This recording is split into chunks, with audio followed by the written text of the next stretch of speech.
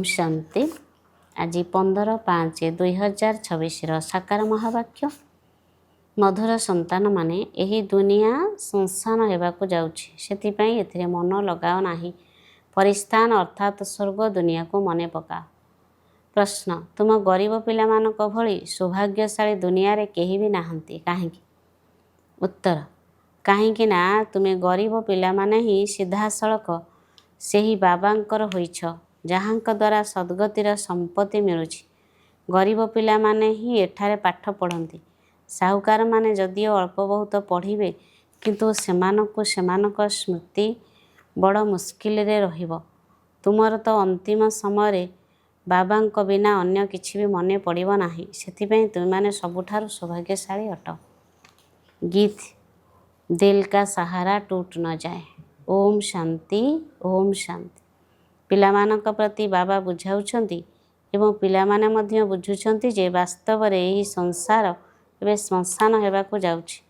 पूर्वरु एही संसार स्वर्ग थिला, एबे पुरुणा होई गलानी, सेथिपई एहाको कब्रस्थान अर्थात श्मशान कहा जाउछि। समस्तको श्मशान को जीवाकु पड़िबो। पुरुणा जिनिस सब श्मशान घाट को जाई थाए, अर्थात माटी रे मिसी जाई थाए। ए कथा मध्य केवल तुमे संतान माने ही जानिछ, दुनिया रे मनुष्य माने जानि नाहंती।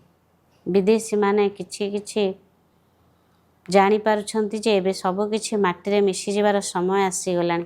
तुमे संतान माने मध्य जानिछ जे स्वर्ग स्थापनाकारी आमर बाबा पुनर्बार आसीछंती। पिला माने ए कथा मध्य बुझुछंती जे ए श्मशान घाट रे मन लगाइले निजर बहुत क्षति हेइ जिवो। एबे तुमे अविनाशी पितांक ठारू असरंती सुखर संपद नेउछ, ताहा पुणी कल्प पूर्व भଳି। ए कथा तुम पिलामानक बुद्धि रे निरंतर रहिबा उचित। तेबे एहा ही मनमनाभव अटे। बाबांक स्मृति रे रहिबा द्वारा ही आमे परिस्थान अर्थात स्वर्गवासी हेउछु। भारत परिस्थान बा स्वर्ग थिला, अन्य कोनोसी राष्ट्र परिस्थान हेउ नाही। एहा हेउछि माया रावणर आडंबर। एहा अल्प समय चालिबो।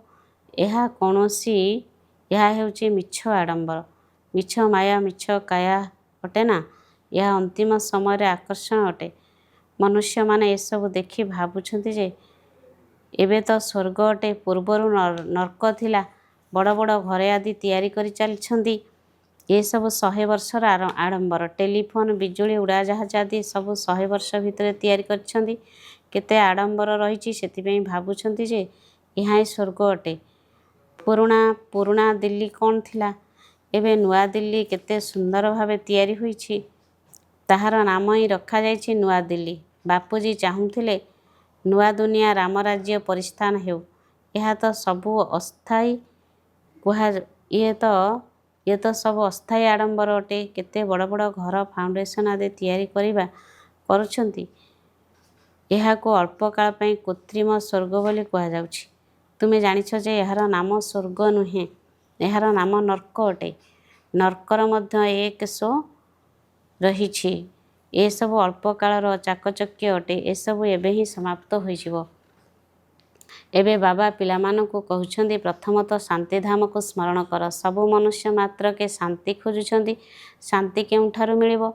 एही प्रश्न सारा दुनिया पई अटे जे दुनियार शांति किपरि हेबो। मनुष्य माने एकथा जानि नाहंती जे वास्तव रे आमे समस्ते शांति धामर निवासी अटु। आमे आत्मा माने शांति धाम रे शांति रे रहि थाउ, पुणी एठाकु आसुछु अभिनय करिबा पई। ए कथा मध्य तुमे माने जानिछ। एबे तुमे पुरुषार्थ करुछ भाया शांति धाम होई सुख धाम को जीवा पई। प्रत्येकंकर बुद्धि रे अछि जे आमे आत्मा माने निजर घर शांति धाम को जीवु। एठारे तो शांति नाही, एहा होजे दुख धाम। सत्य जुग पवित्र दुनिया, कଳି जुग पतित दुनिया। तुमे माने ए सब कथा को एबे ही बुझुछ।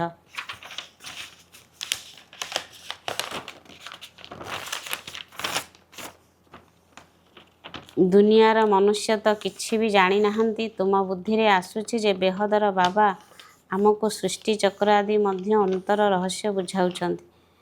पुणी किपरि धर्मस्थापक माने आसी धर्म स्थापन करुछंती ताहा मध्य बुझाउछंती। वर्तमान सृष्टि रे असंख्य मनुष्य रहिछंती। भारत रे मध्य बहुत अछंती। भारत स्वर्ग थिबा बेले बहुत धनशाली थिला। ସେ ସମୟରେ ଅନ୍ୟ କୌଣସି ଧର୍ମ ନଥିଲା।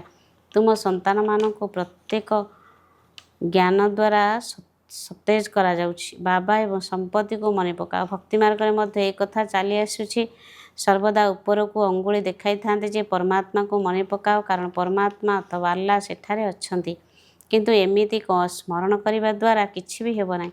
ସେମାନେ ଏକଥା ମଧ୍ୟ ଜାଣିନାହାନ୍ତି ଯେ ସ୍ମରଣ କରିବା ଦ୍ୱାରା କ'ଣ ଫାଇଦା ହେବ, ତାଙ୍କ ସହିତ ଆମର କ'ଣ ସମ୍ବନ୍ଧ ରହିଛି, କିଛି ହେଲେ ଜାଣିନାହାନ୍ତି। ଦୁଃଖ ସମୟରେ ଡାକିଥାନ୍ତି, ହେ ରାମ, ଆତ୍ମା ହିଁ ସ୍ମରଣ କରିଥାଏ। କିନ୍ତୁ ସେମାନେ ଏକଥା ଜାଣିନାହାନ୍ତି ଯେ ସୁଖ ଶାନ୍ତି କାହାକୁ କୁହାଯାଏ। ତୁମ ବୁଦ୍ଧିରେ ଆସୁଛି ଯେ ଆମେ ସବୁ ଏକ ବାବାଙ୍କର ସନ୍ତାନ ଅଟୁ, ତେବେ ପୁଣି ଦୁଃଖ କାହିଁକି ହେଉଛି? ବେହଦର ବାବାଙ୍କ ଠାରୁ ସର୍ବଦା ସୁଖର ସମ୍ପତ୍ତି ମିଳିବା ଉଚିତ। ଏ କଥା ଚିତ୍ରରେ ମଧ୍ୟ ସ୍ପଷ୍ଟ ଭାବରେ ରହିଛି ଯେ ଭଗବାନ ହେଉଛନ୍ତି ସ୍ୱର୍ଗର ସ୍ଥାପନାକର୍ତ୍ତା। ଯିଏ ସ୍ୱର୍ଗର ରଚୟିତା ଈଶ୍ୱର ପିତା ଅଟନ୍ତି। ସେ ଭାରତକୁ ହିଁ ଆସୁଛନ୍ତି। ଏକଥା କିନ୍ତୁ କେହି ବି ବୁଝୁନାହାନ୍ତି। ଦେବୀ ଦେବତା ଧର୍ମର ସ୍ଥାପନା ନିଶ୍ଚୟ ସଂଗମରେ ବି ହେବ। ସତ୍ୟଯୁଗରେ କିପରି ହେବ, କିନ୍ତୁ ଏକଥା ମଧ୍ୟ ଧର୍ମାବଲମ୍ବୀମାନେ ଜାଣିନାହାନ୍ତି। ବାବା ହିଁ ଜ୍ଞାନର ସାଗର ଅଟନ୍ତି। ତେଣୁ ଏହି କଥା ବୁଝାଉଛନ୍ତି ଯେ ଆଦି ସନାତନ ଦେବୀ ଦେବତା ଧର୍ମ କିପରି ସ୍ଥାପନ ହେଲା। ସତ୍ୟଯୁଗର ଆୟୁଷ ଲକ୍ଷ ଲକ୍ଷ ବର୍ଷ ହିଁ ଦ୍ୱାରା ସ୍ୱର୍ଗକୁ ବହୁତ ଦୂରକୁ ନେଇଯାଇଛନ୍ତି। ତୁମେ ସନ୍ତାନମାନଙ୍କୁ ଚିତ୍ର ଉପରେ ବୁଝାଇବାକୁ ହେବ। ଭାରତରେ ଏହି ଲକ୍ଷ୍ମୀ ନାରାୟଣଙ୍କର ରାଜ୍ୟ ଥିଲା। ଏମାନେ କିପରି କେବେ ଏହି ରାଜ୍ୟ ପାଇଥିଲେ, ଏ କଥା କେହି ଜାଣିନାହାନ୍ତି। କେବଳ କହିଦେଉଛନ୍ତି ଏମାନେ ସତ୍ୟଯୁଗରେ ବିଶ୍ୱର ମାଲିକ ହୋଇଥିବେ। ଏମାନେ ସତ୍ୟଯୁଗରେ ବିଶ୍ୱର ମାଲିକ ଥିଲେ। ଲକ୍ଷ୍ମୀନାରାୟଣଙ୍କ ଆଗରେ ଯାଇ ଭିକ ମାଗିବା ଦ୍ୱାରା ଅଳ୍ପ କାଳ ପାଇଁ କିଛି ନା କିଛି ମିଳିଯାଇଥାଏ। କେହି ଯଦି ଦାନ ପୁଣ୍ୟ କରିଥାନ୍ତି, ତାଙ୍କୁ ମଧ୍ୟ ଅଳ୍ପ କାଳ ପାଇଁ ଫଳ ମିଳିଥାଏ। ଗରିବ ପଞ୍ଚାୟତର ମୁଖିଆ ମଧ୍ୟ ସେତିକି ଖୁସିରେ ରହିଥାଏ, ଯେତିକି ସାହୁକାରମାନଙ୍କର ମୁଖିଆ ରହିଥାନ୍ତି। ଗରିବମାନେ ମଧ୍ୟ ନିଜକୁ ସୁଖୀ ବୋଲି ଭାବିଥାନ୍ତି। ସେମାନେ ଦେଖ, ଗରିବ ଲୋକେ କିଭଳି ସ୍ଥାନମାନଙ୍କରେ ରହୁଛନ୍ତି।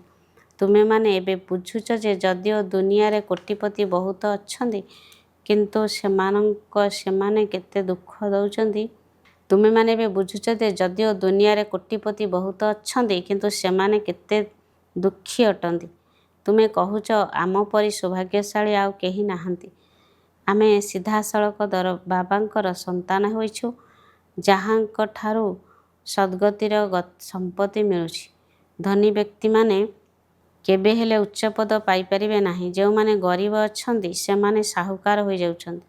ତୁମେ ଏହି ପାଠ ପଢ଼ୁଛ, ସେମାନେ ତ ଏ ଜ୍ଞାନରେ ଅପାଠୁଆ ଅଟନ୍ତି। ଯଦିବା ଅଳ୍ପ କିଛି ପଢ଼ିପାରେ, ତଥାପି ବାବାଙ୍କ ସ୍ମୃତିରେ ରହିପାରିବେ ନାହିଁ। ଅନ୍ତିମ ସମୟରେ ବାବାଙ୍କ ବିନା ତୁମକୁ ଆଉ କେହି କାହାର ସ୍ମୃତି ରହିବା ଉଚିତ ନୁହେଁ। ଜାଣିଛ ଯେ ଏ ସଂସାର ଶ୍ମଶାନଘାଟ ହୋଇଯିବ। ବୁଦ୍ଧିରେ ରହିବା ଉଚିତ ଯେ ଆମେ ଏହି ଯେଉଁ ବ୍ୟବସାୟ ଇତ୍ୟାଦି କରୁଛୁ, ତାହା ଅଳ୍ପ ସମୟ ପାଇଁ ଅଟେ। ଧନବାନ ଲୋକମାନେ ଧର୍ମଶାଳା ଆଦି ତିଆରି କରିଥାନ୍ତି। ସେମାନେ କୌଣସି ବ୍ୟବସାୟ କରିବା ଉଦ୍ଦେଶ୍ୟରେ ତିଆରି କରିନଥାନ୍ତି। ଯଦି ତୀର୍ଥସ୍ଥାନମାନଙ୍କରେ ଆଶ୍ରୟ ନେଲା, ସେମାନେ କୌଣସି ବ୍ୟବସାୟ କରିବା ଉଦ୍ଦେଶ୍ୟରେ ତିଆରି କରିନଥାନ୍ତି। ଯଦି ତୀର୍ଥସ୍ଥାନମାନଙ୍କରେ ଧର୍ମଶାଳାମାନ ନ ରହିବ, ତେବେ ଲୋକମାନେ ରହିବେ କେଉଁଠି? ସେଥିପାଇଁ ସାହୁକାର ଲୋକେ ଧର୍ମଶାଳା ଆଦି ତିଆରି କରିଥାନ୍ତି। ଏପରି ନୁହେଁ ଯେ ଧର୍ମଶାଳାକୁ ବ୍ୟାପାରୀ ଲୋକମାନେ ଆସି ବ୍ୟାପାର କରିବେ। ତୀର୍ଥସ୍ଥାନମାନଙ୍କରେ ହିଁ ଧର୍ମଶାଳା ତିଆରି କରିଥିବା ତୀର୍ଥସ୍ଥାନମାନଙ୍କରେ ହିଁ ଧର୍ମଶାଳା ତିଆରି କରାଯାଇଥାଏ। ବର୍ତ୍ତମାନ ତୁମର ସେବାକେନ୍ଦ୍ର ହିଁ ସବୁଠାରୁ ବଡ଼ ତୀର୍ଥସ୍ଥାନ ଅଟେ। ଯେଉଁଠି ଯେଉଁଠି ତୁମର ସେବାକେନ୍ଦ୍ର ଅଛି, ତାହା ସବୁଠାରୁ ବଡ଼ ତୀର୍ଥ ଅଟେ। ଯେଉଁଠାରୁ ମନୁଷ୍ୟମାନଙ୍କୁ ଦୁଃଖ ଶାନ୍ତି ମିଳୁଛି। ତୁମର ଏହି ଗୀତା ପାଠଶାଳା ବହୁତ ବଡ଼ ଅଟେ। ଏହି ଜ୍ଞାନ ତୁମର ରୋଜଗାରର ପନ୍ଥା ଅଟେ, ଯାହାଦ୍ୱାରା ତୁମର ବହୁତ ଆମଦାନୀ ହେଉଛି। ତୁମ ସନ୍ତାନମାନଙ୍କ ପାଇଁ ଏହା ମଧ୍ୟ ଧର୍ମଶାଳା।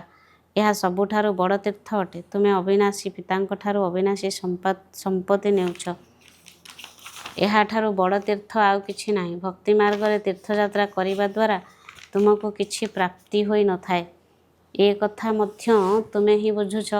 ଭକ୍ତ ଲୋକମାନେ ବହୁତ ପ୍ରେମର ସହିତ ମନ୍ଦିରରୁ ଚରଣାମୃତ ନେଇଥାନ୍ତି। ଭାବିଥାନ୍ତି ଯେ ଏହାଦ୍ୱାରା ଆମର ହୃଦୟ ପବିତ୍ର ହୋଇଯିବ। କିନ୍ତୁ ତାହା ତ ପାଣି ଅଟେ। ଏଠାରେ ତ ବାବା କହୁଛନ୍ତି ମୋତେ ସ୍ମରଣ କର ତେବେ ସମ୍ପତ୍ତି ମିଳିବ। ଏବେ ଅବିନାଶୀ ବାବାଙ୍କ ଠାରୁ ତୁମକୁ ଅବିନାଶୀ ଜ୍ଞାନରତ୍ନର ସମ୍ପତ୍ତି ମିଳୁଛି। ପ୍ରାୟତଃ ଭକ୍ତମାନେ ଶଙ୍କରଙ୍କ ପାଖକୁ ଯାଇଥାନ୍ତି, ଭାବିଥାନ୍ତି ଯେ ଅମରନାଥ ପାର୍ବତୀଙ୍କୁ ଅମର କଥା ଶୁଣାଇଥିଲେ, ସେଥିପାଇଁ କହୁଛନ୍ତି ଭରିଦିଅ ଝୋଲି। ଏବେ ତୁମେ ଅବିନାଶୀ ଜ୍ଞାନରତ୍ନ ଦ୍ୱାରା ନିଜର ଝୋଲା ଭରୁଛ। ଶୁଣାଇଥିଲେ ସେଥିପାଇଁ କହୁଛନ୍ତି। ବାକି ଅମରନାଥ କ'ଣ ଜଣକୁ ବସି କଥା ଶୁଣାଇବେ କି? ନିଶ୍ଚିତ ବହୁତ ସଂଖ୍ୟକ ଆତ୍ମାକୁ ଶୁଣାଇଥିବେ ଏବଂ ତାହା ମଧ୍ୟ ଏହି ମୃତ୍ୟୁଲୋକରେ ହିଁ ଶୁଣାଇଥିବେ। ସୂକ୍ଷ୍ମବତନରେ ତ କଥା ଶୁଣାଇବାର କୌଣସି ଆବଶ୍ୟକତା ହିଁ ନାହିଁ।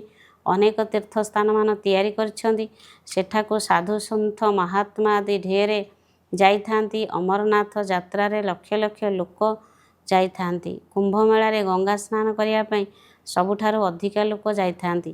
ଭାବନ୍ତି ଯେ ଏହାଦ୍ୱାରା ଆମେ ପବିତ୍ର ହୋଇଯିବୁ। ବାସ୍ତବରେ ଏହା ହିଁ କୁମ୍ଭମେଳା ଅଟେ। ପାଣିର କୁମ୍ଭମେଳା ତ ଜନ୍ମ ଜନ୍ମାନ୍ତର କରି ଆସିଛି, କିନ୍ତୁ ବାବା କହୁଛନ୍ତି ଏହାଦ୍ୱାରା କେହି ନିଜର ଘରକୁ ଫେରିପାରିବେ ନାହିଁ, କାହିଁକିନା ଆତ୍ମା ପବିତ୍ର ହେଲେ ହିଁ ଘରକୁ ଯାଇପାରିବ। କିନ୍ତୁ ଅପବିତ୍ର ହୋଇଥିବା କାରଣରୁ ସମସ୍ତଙ୍କର ଉଡ଼ିବାର ଡେଣା କଟିଯାଇଛି। ଏବେ ଆତ୍ମାକୁ ଡେଣା ମିଳିଛି। ଯୋଗରେ ରହିବା ଦ୍ୱାରା ଆତ୍ମା ସବୁଠାରୁ ତୀବ୍ର ବେଗରେ ଉଡ଼ିପାରିବ। ଯଦି କାହାର ହିସାବ କିତାବ ଲଣ୍ଡନରେ କିମ୍ବା ଆମେରିକାରେ ଥିବ, ତେବେ ତୁରନ୍ତ ଆତ୍ମା ଉଡ଼ିଯାଇଥାଏ, ସେଠାରେ 1 ସେକେଣ୍ଡରେ ପହଞ୍ଚି ଯାଇଥାଏ। କିନ୍ତୁ କର୍ମାତୀତ ହେବା ପରେ ହିଁ ମୁକ୍ତିଧାମକୁ ଯାଇପାରିବ। ସେ ପର୍ଯ୍ୟନ୍ତ ଏଇଠାରେ ହିଁ ଜନ୍ମ ମରଣ ଚକ୍ରରେ ଆସୁଥିବ। ଡ୍ରାମା ଯେପରି ଘଣ୍ଟା କଣ୍ଟା ଭଳି ଟିକ୍ ଟିକ୍ ହୋଇ ଚାଲିଥାଏ, ଆତ୍ମା ମଧ୍ୟ ସେହିପରି ଅଟେ। ଟିକ୍ ଟିକ୍ ହେଲା ଏବଂ ସେକେଣ୍ଡରେ ଆତ୍ମା ଚାଲିଗଲା। ଆତ୍ମାଠାରୁ ତୀକ୍ଷ୍ଣ ଆଉ କିଛି ନାହିଁ। ସବୁ ଆତ୍ମାମାନେ ମୂଳବତନକୁ ଯିବେ। ଆତ୍ମାକୁ କେଉଁଠାରେ ବି ପହଞ୍ଚିବାକୁ ଡେରି ଲାଗିନଥାଏ। ମନୁଷ୍ୟମାନେ ଏହି କଥାକୁ ବୁଝିପାରୁନାହାନ୍ତି। ତୁମମାନଙ୍କ ବୁଦ୍ଧିରେ ଆସୁଛି ଯେ ନୂଆ ଦୁନିଆରେ ବହୁତ କମ୍ ଆତ୍ମା ରହିବେ ଏବଂ ସେଠାରେ ସମସ୍ତେ ବହୁତ ସୁଖୀ ହେବେ। ସେହି ଆତ୍ମାମାନେ ଏବେ 84 ଜନ୍ମ ଭୋଗ କରି ବହୁତ ଦୁଃଖୀ ହୋଇଯାଇଥାନ୍ତି। ତୁମକୁ ସମ୍ପୂର୍ଣ୍ଣ ଚକ୍ର ବିଷୟରେ ଜଣାଅଛି। ତୁମର ବୁଦ୍ଧିରେ ଏହି ଜ୍ଞାନର ମନ୍ଥନ ଚାଲିଛି। ଅନ୍ୟ କୌଣସି ମନୁଷ୍ୟଙ୍କ ବୁଦ୍ଧିରେ ଏ ଜ୍ଞାନ ହିଁ ନାହିଁ। ପ୍ରଜାପିତା ବ୍ରହ୍ମାଙ୍କର ମଧ୍ୟ ଗାୟନ ରହିଛି। କଳ୍ପ ପୂର୍ବରୁ ମଧ୍ୟ ତୁମେ ଏହିପରି ହିଁ ବ୍ରହ୍ମା କୁମାର କୁମାରୀ ହୋଇଥିଲ। ତୁମକୁ ଜଣାଅଛି ଯେ ଆମେ ପ୍ରଜାପିତା ବ୍ରହ୍ମାଙ୍କର ସନ୍ତାନ ଅଟୁ। ଆମ ଦ୍ୱାରା ବାବା ସ୍ୱର୍ଗର ସ୍ଥାପନା କରାଉଛନ୍ତି। ଯେତେବେଳେ ପୁରୁଷାର୍ଥର କ୍ରମ ଅନୁସାରେ ଯୋଗ୍ୟ ହୋଇଯିବ, ସେତେବେଳେ ପୁଣି ପୁରୁଣା ଦୁନିଆର ବିନାଶ ହୋଇଯିବ। ତ୍ରିମୂର୍ତ୍ତିର ଗାୟନ ଏଇଠାରେ ହିଁ କରାଯାଉଛି।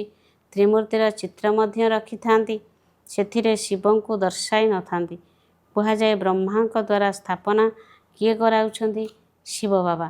ବିଷ୍ଣୁଙ୍କ ଦ୍ୱାରା ପାଳନ ହେଉଛି। ତୁମେ ବ୍ରାହ୍ମଣ ଏବେ ଦେବତା ହେବା ପାଇଁ ଯୋଗ୍ୟ ହେଉଛ। ବର୍ତ୍ତମାନ ତୁମେ ସେ ଅଭିନୟ କରୁଛ। ପୁଣି ଗୋଟିଏ କଳ୍ପ ପରେ ଏହି ଅଭିନୟ କରିବ। ତୁମେ ପବିତ୍ର ହେଉଛ, କହୁଛ ମଧ୍ୟ। ବାବାଙ୍କ ନିର୍ଦ୍ଦେଶ ହେଲା କାମରୂପୀ ଶତ୍ରୁକୁ ଜିତ, ମୋତେ ମନେ ପକାଅ। ଏହା ବହୁତ ସହଜ ମାର୍ଗ ଅଟେ। ଭକ୍ତି ମାର୍ଗରେ ମଧ୍ୟ ତୁମେମାନେ ବହୁତ ଦୁଃଖ ଦେଖିଛ। ଭକ୍ତି ମାର୍ଗରେ ଯଦିଓ ଅଳ୍ପ ସୁଖ ରହିଛି, ତାହା ମଧ୍ୟ ଅଳ୍ପ କାଳ ପାଇଁ। ଭକ୍ତିରେ ସାକ୍ଷାତକାର ବି ହୋଇଥାଏ। ତାହାଦ୍ୱାରା ଅଳ୍ପ କାଳ ପାଇଁ ତୁମର ଆଶା ପୂର୍ଣ୍ଣ ହୋଇଥାଏ। ତୁମକୁ ଯେଉଁ ସାକ୍ଷାତକାର ହେଉଛି, ତାହା ମଧ୍ୟ ମୁଁ ହିଁ କରାଉଛି। ଏସବୁ ଡ୍ରାମାରେ ନିର୍ଦ୍ଧାରିତ ରହିଛି।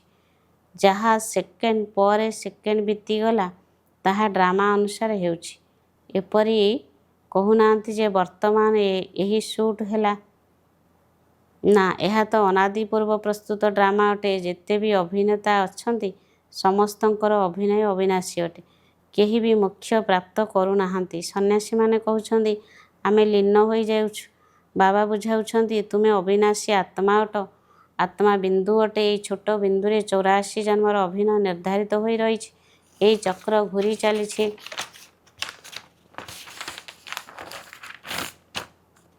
ଯେଉଁମାନେ ପ୍ରଥମେ ପ୍ରଥମେ ଅଭିନୟ କରିବାକୁ ଆସୁଛନ୍ତି, ସେଇମାନେ ହିଁ 84 ଜନ୍ମ ନେଉଛନ୍ତି। ସମସ୍ତେ ତ 84 ଜନ୍ମ ନେଇପାରିବେ ନାହିଁ। ତୁମ ବ୍ୟତୀତ ଅନ୍ୟ କାହାରି ବୁଦ୍ଧିରେ ଏହି ଜ୍ଞାନ ନାହିଁ। ଜ୍ଞାନର ସାଗର ଏକମାତ୍ର ବାବା ହିଁ ଅଟନ୍ତି। ତୁମେ ଜାଣିଛ ଯେ ଆମେ ବାବାଙ୍କ ଠାରୁ ସମ୍ପତ୍ତି ନେଉଛୁ। ବାବା ଆମକୁ ପତିତରୁ ପାବନ କରାଉଛନ୍ତି। ସିଏ ସୁଖ ଏବଂ ଶାନ୍ତିର ସମ୍ପତ୍ତି ଦେଉଛନ୍ତି। ସତ୍ୟଯୁଗରେ ଦୁଃଖର ଚିହ୍ନ ବିହ୍ନ ରହିବ ନାହିଁ। ବାବା କହୁଛନ୍ତି ଆୟୁଷ୍ମାନ ଭବ, ଧନବାନ ଭବ। ନିବୃତ୍ତିମାର୍ଗୀମାନେ ଏପରି ଆଶୀର୍ବାଦ ଦେଇପାରିବେ ନାହିଁ। ତୁମ ସନ୍ତାନମାନଙ୍କୁ ବାବାଙ୍କ ଠାରୁ ସମ୍ପତ୍ତି ମିଳୁଛି। ସତ୍ୟଯୁଗ ତ୍ରେତା ହେଲା ସୁଖଧାମ, ପୁଣି ଦୁଃଖ କିପରି ପାଉଛନ୍ତି ଏ କଥା ମଧ୍ୟ କେହି ବି ଜାଣିନାହାନ୍ତି। ଦେବତାମାନେ କିପରି ବାମ ମାର୍ଗକୁ ଯାଉଛନ୍ତି ତା'ର ଚିହ୍ନ ମଧ୍ୟ ରହିଛି। ଜଗନ୍ନାଥପୁରୀରେ ଦେବତାମାନଙ୍କ ଚିତ୍ରରେ ମୁକୁଟ ଆଦି ପ୍ରମାଣିତ ହେଉଛି ଯେ ଦେବତାମାନେ ବାମ ମାର୍ଗରେ ଯାଇଥିବାରୁ ଅନ୍ତିମ ଜନ୍ମରେ ବିଲକୁଲ କଳା ହୋଇଯାଉଛନ୍ତି। ଏବେ ତୁମେ ଜାଣୁଛ ଭାରତ କେତେ ସୁନ୍ଦର ଥିଲା। ପୁଣି ଡ୍ରାମାର ପ୍ଲାନ୍ ଅନୁସାରେ ତମ ପ୍ରଧାନ ହେବାକୁ ହିଁ ପଡ଼ିବ। ଏବେ ସଙ୍ଗମରେ ତୁମକୁ ଏହି ଜ୍ଞାନ ମିଳିଛି। ବାବା ହେଉଛନ୍ତି ଜ୍ଞାନର ସାଗର। ଜଣେ ହିଁ ତୁମର ବାପା, ଶିକ୍ଷକ, ଗୁରୁ ତିନୋଟି ଯାକ ଅଟନ୍ତି। ଏ କଥା ସର୍ବଦା ବୁଦ୍ଧିରେ ରହୁ ଯେ ଶିବ ବାବା ଆମକୁ ପାଠ ପଢ଼ାଉଛନ୍ତି। ଏହା ବେହଦର ପାଠପଢ଼ା ଅଟେ। ଏହାଦ୍ୱାରା ତୁମେ ଜ୍ଞାନବାନ ହୋଇଯାଉଛ। ତୁମେ ସବୁ କିଛି ଜାଣିଛ। ଦୁନିଆରେ ଈଶ୍ୱରଙ୍କୁ ସର୍ବବ୍ୟାପୀ ବୋଲି କହୁଛନ୍ତି, କିନ୍ତୁ ତୁମେ କହୁଛ ଯେ ପତିତ ପାବନ ଅଟନ୍ତି। ରାତି ଦିନର ଫରକ ରହିଛି। ଏବେ ତୁମେ ପୁରୁଷାର୍ଥର କ୍ରମାନୁସାରେ ଜ୍ଞାନବାନ ହୋଇଛ। ବାବାଙ୍କ ପାଖରେ ଯାହା କିଛି ଅଛି ସେ ସବୁକୁ ସେ ତୁମକୁ ଶିଖାଉଛନ୍ତି। ତୁମେ ମଧ୍ୟ ସମସ୍ତଙ୍କୁ ଏଇ କଥା କୁହ ଯେ ବାବାଙ୍କୁ ସ୍ମରଣ କର, ତେବେ 21 ଜନ୍ମ ପାଇଁ ସମ୍ପତ୍ତି ମିଳିବ। ଆଚ୍ଛା, ମିଠା ମିଠା ଶିଖିଲେଧେ ସନ୍ତାନମାନଙ୍କ ପ୍ରତି ମାତା ପିତା ବାପଦାଦାଙ୍କର ମଧୁର ସ୍ନେହ ସମ୍ପନ୍ନ ଶୁଭେଚ୍ଛା ଏବଂ ସୁପ୍ରଭାତ। ଆତ୍ମିକ ପିତାଙ୍କର ଆତ୍ମିକ ସନ୍ତାନମାନଙ୍କୁ ନମସ୍ତେ। ଆତ୍ମିକ ସନ୍ତାନମାନଙ୍କର ଆତ୍ମିକ ମାତା ପିତାଙ୍କୁ ନମସ୍ତେ ନମସ୍ତେ ନମସ୍ତେ। ମୁଖ୍ୟ ସାରାଂଶ 1 ନମ୍ବର, ନିଜେ ସତେଜ ରହିବା ସହିତ ଅନ୍ୟମାନଙ୍କୁ ସତେଜ ଅର୍ଥାତ୍ ଉତ୍ସାହିତ କରିବା ପାଇଁ ବାବା ଏବଂ ତାଙ୍କର ସମ୍ପତ୍ତିର ସ୍ମୃତିରେ ରହିବାକୁ ହେବ ଏବଂ ସମସ୍ତଙ୍କୁ ବାବାଙ୍କର ସ୍ମୃତିରେ ରହିବାକୁ ମନେ ପକାଇ ଦେବାକୁ ହେବ। 2 ନମ୍ବର, ଏହି ପୁରୁଣା ଦୁନିଆ ସହିତ ଅଥବା ଶ୍ମଶାନ ସହିତ ମନ ଲଗାଇବାର ନାହିଁ। ଶାନ୍ତିଧାମ ଓ ସୁଖଧାମକୁ ମନେ ପକାଇବାକୁ ହେବ। ନିଜକୁ ଦେବତା ହେବାର ଯୋଗ୍ୟ କରିବାକୁ ହେବ। ଆଜିର ବରଦାନ, ଈଶ୍ୱରୀୟ ଅଥରିଟି ଅର୍ଥାତ୍ ଅଧିକାରୀ ପଣିଆ ଦ୍ୱାରା ସଂକଳ୍ପ ବା ବୁଦ୍ଧିକୁ ନିର୍ଦ୍ଦେଶ ଅନୁସାରେ ଚଳାଉଥିବା ମାଷ୍ଟର ସର୍ବଶକ୍ତିମାନ ଭବ। ଯେପରି ସ୍ଥୂଳ ହାତଗୋଡ଼କୁ ଅତି ସହଜ ଭାବରେ ଯେପରି ଇଚ୍ଛା ସେପରି ଚଳାଇ ପାରୁଛ ବା କର୍ମରେ ଲଗାଇ ପାରୁଛ, ସେହିପରି ନିଜର ବୁଦ୍ଧିକୁ ମଧ୍ୟ ଯେଉଁମାନେ ଇଚ୍ଛା ସେଇଠାରେ ଲଗାଇ ପାରୁଥିବ, ତେବେ କୁହାଯିବ ଈଶ୍ୱରୀୟ ଅଧିକାରୀ ପଣିଆ। ଯେପରି ବାଣୀରେ ଆସିବା ଅର୍ଥାତ୍ କଥାବାର୍ତ୍ତା କରିବା ସହଜ ଅଟେ, ସେହିପରି ବାଣୀଠାରୁ ଊର୍ଦ୍ଧ୍ୱକୁ ଯିବା ଅର୍ଥାତ୍ ମୌନ ରହିବା ମଧ୍ୟ ସେତିକି ସହଜ ଅନୁଭବ ହେଉ। ଏହି ଅଭ୍ୟାସ ଦ୍ୱାରା ହିଁ ସାକ୍ଷାତକାର ମୂରତ ହୋଇଯିବ। ତେଣୁ ଏବେ ଏହି ଅଭ୍ୟାସକୁ ସହଜ ଏବଂ ନିରନ୍ତର କରିଦିଅ, ତେବେ କୁହାଯିବ ମାଷ୍ଟର ସର୍ବଶକ୍ତିମାନ ଆତ୍ମା। ସ୍ଲୋଗାନ, ଯଦି ନିଜର ସ୍ୱସ୍ଥିତି ଶକ୍ତିଶାଳୀ ଥିବ, ତେବେ ପରିସ୍ଥିତି ତା ଆଗରେ କିଛି ବି ନୁହଁ। ଏ ଅବ୍ୟକ୍ତ ଇଶାରେ ସର୍ବଦା ଅଚଳ, ଅଟଳ ଏବଂ ଏକରସ ସ୍ଥିତିର ଅନୁଭବ କର। ତୁମମାନଙ୍କର ଏକରସ ଅଚଳ ସ୍ଥିତିର ସ୍ମାରକୀ ହିଁ ଏହି ଅଚଳ ଘର ଅଟେ। ଯେପରି ବାପଦାଦା ଏକରସ ଅବସ୍ଥାରେ ରହୁଛନ୍ତି, ସେହିପରି ପିଲାମାନଙ୍କୁ ମଧ୍ୟ ଏକରସ ସ୍ମୃତିରେ ରହିବାକୁ ହେବ। ଯେତେବେଳେ ଏକ ଅର୍ଥାତ୍ ଜଣଙ୍କର ରସରେ ଅର୍ଥାତ୍ ଚିନ୍ତନରେ ମଗ୍ନ ରହିବ, ସେତେବେଳେ ହିଁ ଏକରସ ଅବସ୍ଥାରେ ସ୍ଥିର ହୋଇ ରହିପାରିବ। କାହିଁକି ଶବ୍ଦର ପ୍ରଶ୍ନ ଚିହ୍ନ ସବୁଠାରୁ ତେଢ଼ା ଅଟେ। ଯେତେବେଳେ ଏହି କାହିଁକି କ'ଣ ଶବ୍ଦ ତୁମ ଭିତରୁ ବାହାରିଯିବ, ସେତେବେଳେ ଯାଇ ଡ୍ରାମାର ନିର୍ଦ୍ଧାର୍ଯ୍ୟ ଉପରେ ଏକରସ ଅର୍ଥାତ୍ ସ୍ଥିର ଅବସ୍ଥାରେ ରହିପାରିବ। ଓମ୍ ଶାନ୍ତି।